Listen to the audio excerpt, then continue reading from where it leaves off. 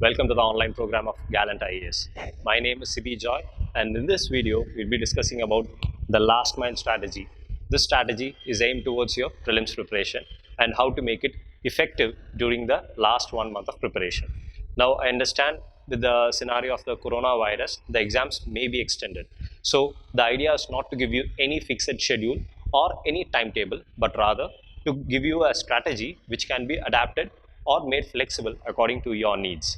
Now, this strategy that we have formulated is not something that is being done just by, without any experience. This strategy is based upon my personal experience, which I have used to develop my preparation for the prelims exam. So, keeping that in mind, without any delay, I'd like to go into the next part of our video. So, we've talked about the last mile strategy. What are we going to do about it? So, I would like to bring certain things into your attention while going for this last mile strategy. It is expected of any aspirant in this stage to have at least read and read and revised your portions at least once before the last 1 month of your prelims exam. So, keeping that in mind, during the last few weeks, we have a plan for the last 5 weeks. 5 weeks, 5 subjects, and these 5 subjects are history, economy, geography, polity, and environment. Why these subjects? Because they have a large static part and they are a fixed part of your syllabus. Of course, there are other parts of your syllabus like science and technology, international relations, government schemes, and other current affairs. No need to worry about that, because as you very well know, science and technology, international relations, and government schemes, they all come as part of your current affairs. So, while following this strategy, we'll be ensuring that we'll be covering those subjects as part of our current affairs. But we must give emphasis on these 5 subjects and we must focus upon them. So we have 5 subjects and we frame the strategy for 5 weeks. Keeping this in mind, let's go for that. We'll keep 1 week for each subject. Just give 1 week for each subject. Let it be history, geography, polity, economy, environment, whatever it may be, just give 1 week for that. What do you do in that week?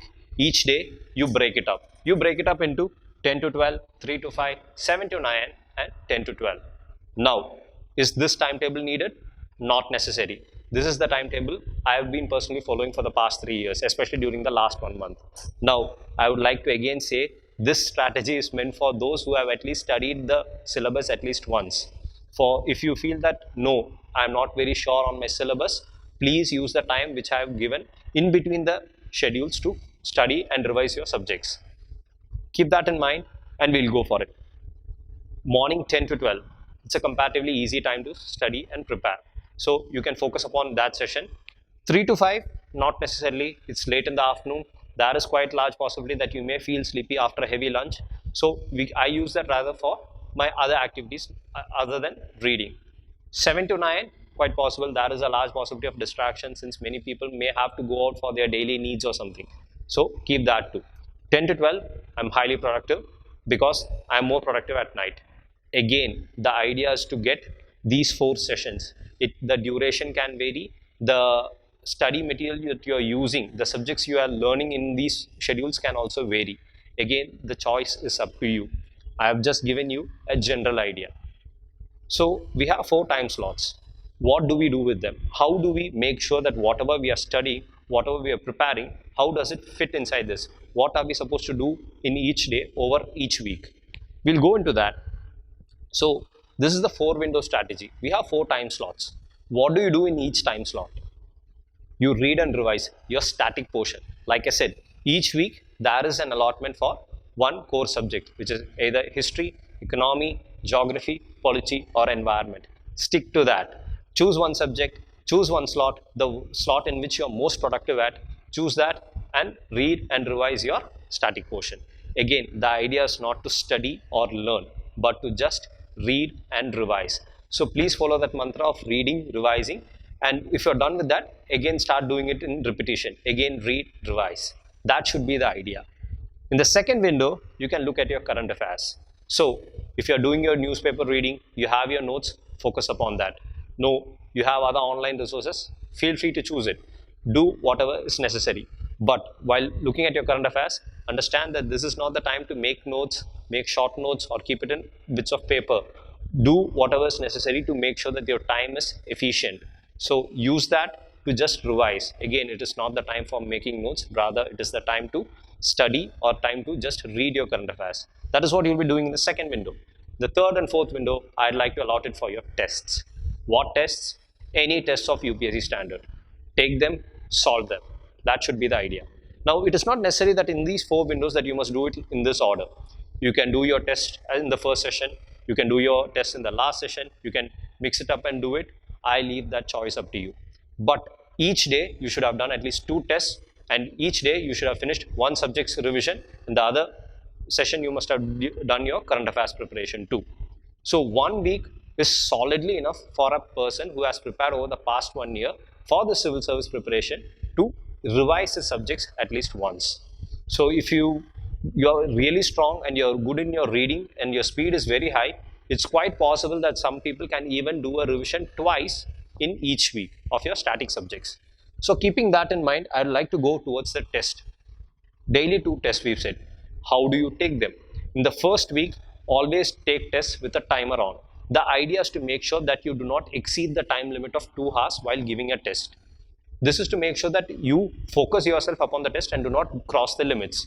At the same time, it is not necessary that you must set the time for 2 hours, because understand that wherever you are preparing, you are very, very comfortable in it, and it is quite possible that you will be able to do it comparatively quicker. Keeping that in mind, it is not possible for the same person who is doing it in the comfort of his home to do the same performance in the exam hall. So keeping that in mind, please set your timers a bit less than 2 hours and try to finish it a bit early. The idea is to make sure that in case of any emergency during the exam hall, you will be able to manage the time effectively.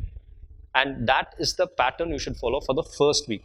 The first week will have 7 days and you'll be taking 2 tests each and every day. So for the first 14 tests, use your timer properly. Try to finish it within the fixed time that you have allotted for yourself. This will make sure that whatever tests you do, you will be finishing it within the fixed time.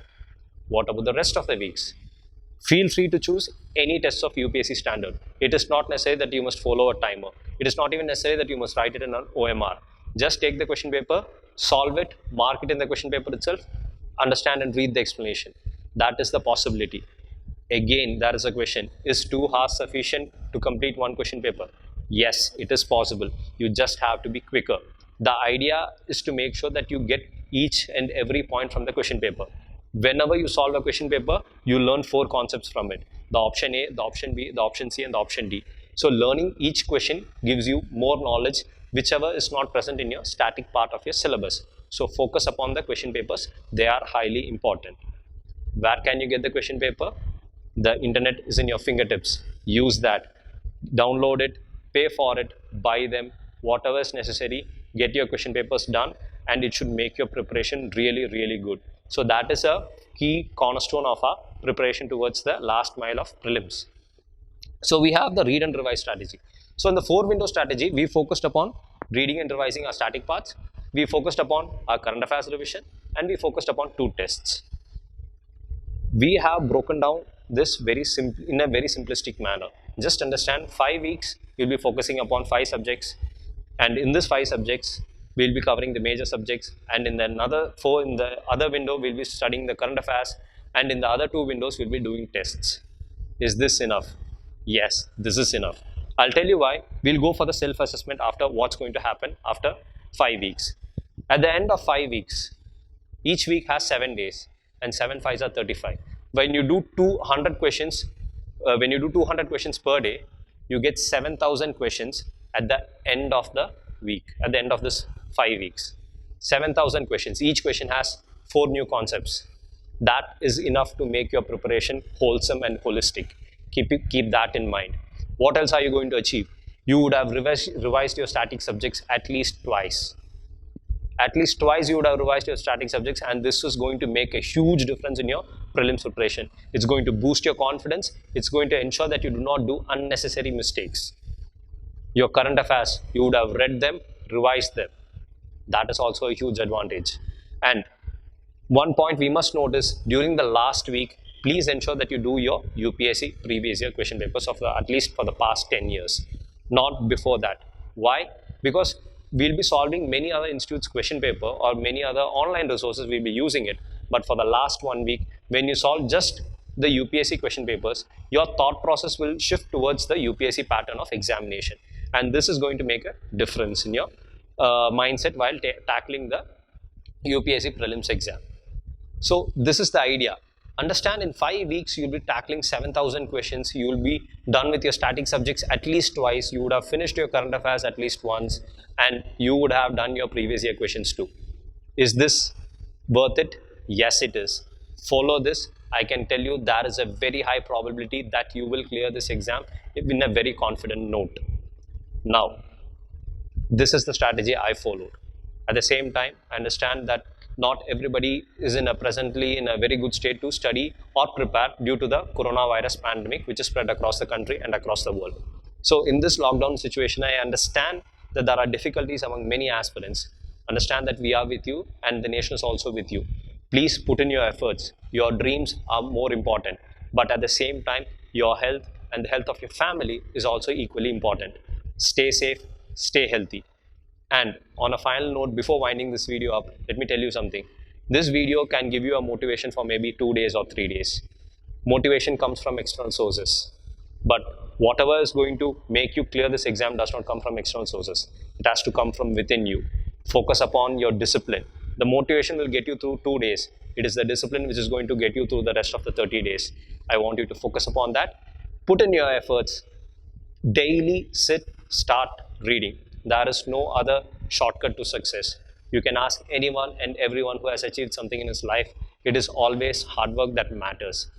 Keep your foot pedal to the metal, stick towards your goals, and you will definitely achieve it. So with this, I would like to conclude this video. This is CB Joy signing off. Thank you.